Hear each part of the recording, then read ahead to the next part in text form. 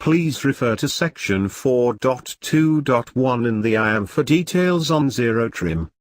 This is a method to calibrate the sensor input as the new zero input reference.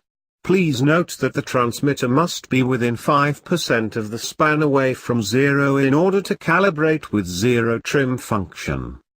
Click on the enhanced method specially designed to guide the user through the procedure.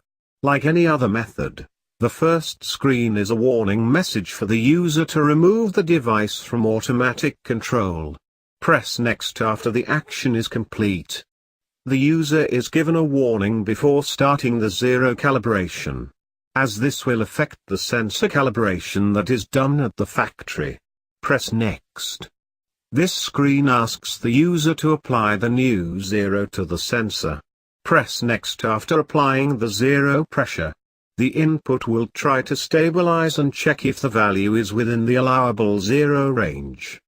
If it found OK, it will be applied as the new sensor zero and the screen would say that the method is successful. If the new value is not found to be OK, then the screen would display an appropriate message for the user. For example, the value is too high.